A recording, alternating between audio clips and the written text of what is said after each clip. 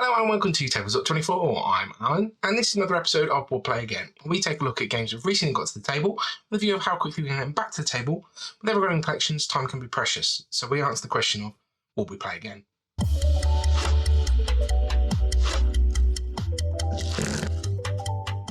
Today we have Sherlock Holmes: The Beginning from Ryder Games, which is part of the graphic novel Adventures series. There's been several of these, and also this has launched a sort of a series within a series. So the graphic novel Adventures series has a lot of different genres, a lot of different types out there, but there's also quite a few now of the Sherlock Holmes series. So this is the beginning. So it sort of sets the scene of how we're going to do things.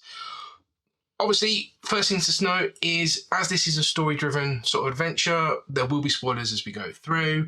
I'll try and avoid specific spoilers and sort of going into too much detail, and we're just going to talk about sort of how we felt about everything on there. But just to say, there will be those as we go through. If you don't feel comfortable with that, skip to the end of the video where we will be going through, I'll go through my final thoughts and obviously sort of give my, where I sit with it. So, this being the first one of this series that I picked up, it's a graphic novel story. Now, unlike most graphic novels, as you go through, there are numbers at the top of panels, and those numbers will be sort of put to you as you go through the book, and you'll be jumping backwards and forwards to follow the story through. So it's not linear, so you don't end up going, well, let's just see what's going to come up and what are we going to hit as we go through. But straight away, Sherlock will set the scene of what's happening for you, and you are playing Dr. Watson, and so you've not got the brilliant mind of Sherlock Holmes, and he lets you know that, and you are trying to solve the case or helping with the case that's been set afoot for you. And you will have some tasks to gain, so that you'll be gaining a point system at the end of the game to see how well you scored against everything. One of the things it's looking out for is these VR symbols to say how observative are you as you go through.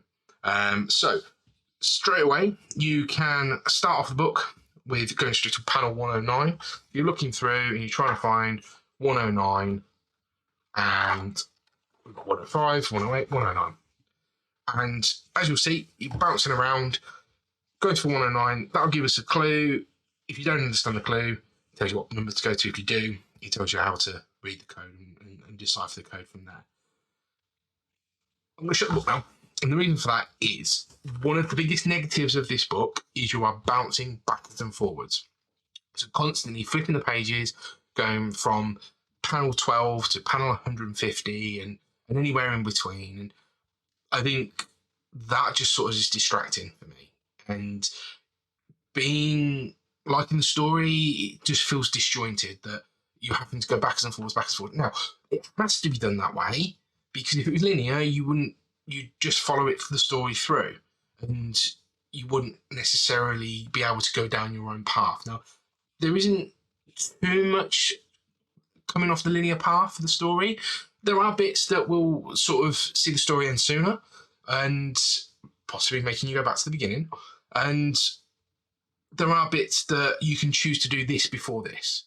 But more or less, you are following the story through to an outcome.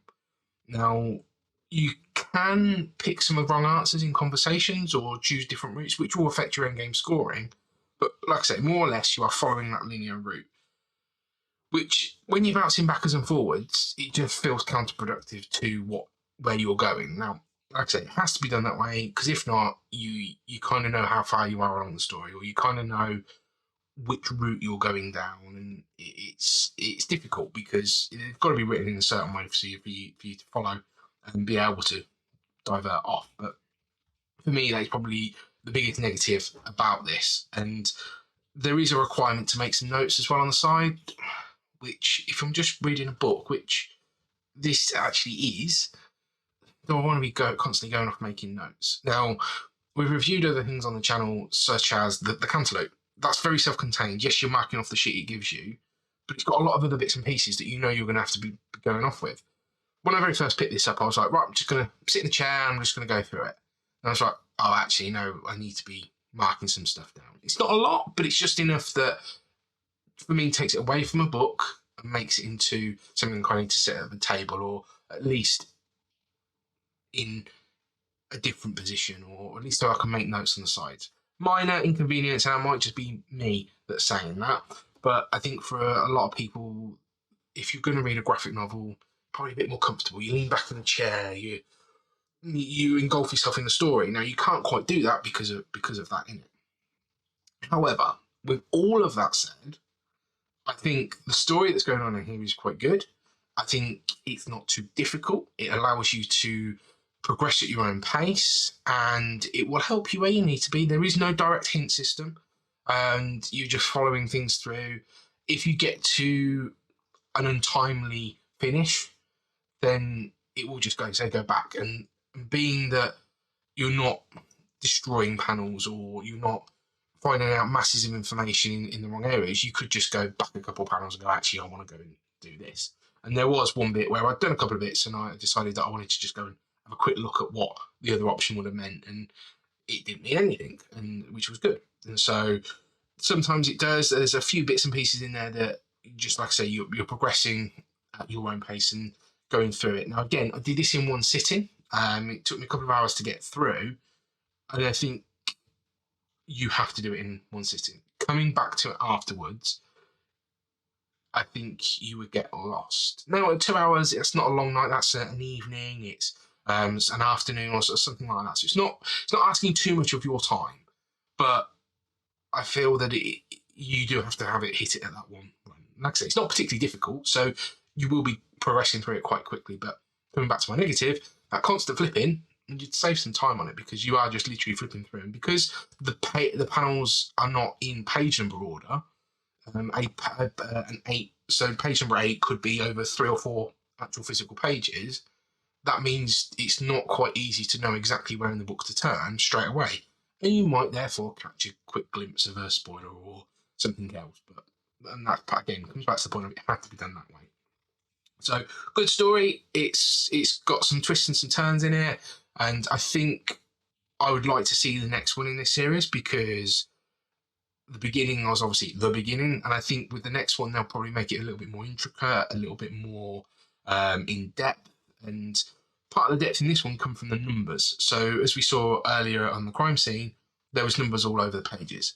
Now, you can sometimes not quite see some of the numbers, but most of them are fairly clear, but they give you just enough to go off and look at and feel like you're progressing into something that actually I can see that there, or I've deduced that I need to look at this one, and you can really latch on to that, and you then come back to the main page and you'll do it. There's a scene where you're in a house and you can choose which door to go in, and you can come back to the main hall and you can go back into other doors. So it's quite nice that these numbers are around. They didn't, for me, feel like they were trying to hide anything from you, and that, I think most of it was fairly obvious. There was a couple of more tricky ones, but if you're looking at the pages, you're picking that up. And the artwork in it is fantastic. I think it's really well drawn, really well inked, and I think they put a little bit of a whimsical theme on the Sherlock Holmes, as you see there. It's not a true gritty version of it. There's no real sort of gore or anything about it, so I think it's just taking itself quite light as a graphic novel. And Sherlock will poke jokes at you, and he will try and coerce you along the storyline as you go. But I think overall, it's a nice Sherlock story. But all that being said, I would play again, in the sense that, as with all of this type of game, I can't really replay this one. I would move on to the next one in the story. I think there's a lot more of these, and obviously if Sherlock Holmes isn't your bag, there are several other different genres out there. I've got a feeling that I think they've on volume 3 of the collection now, or volume 4, and each collection has 5 or 6 in it, and so they're very successful for what they do. And when these have hit crowdfunding, they've been very quickly fulfilled. They're not cheap though, so bear that in mind. But they are really well produced. They're really nice, sturdy books that you can have on your shelf and pass along to other people.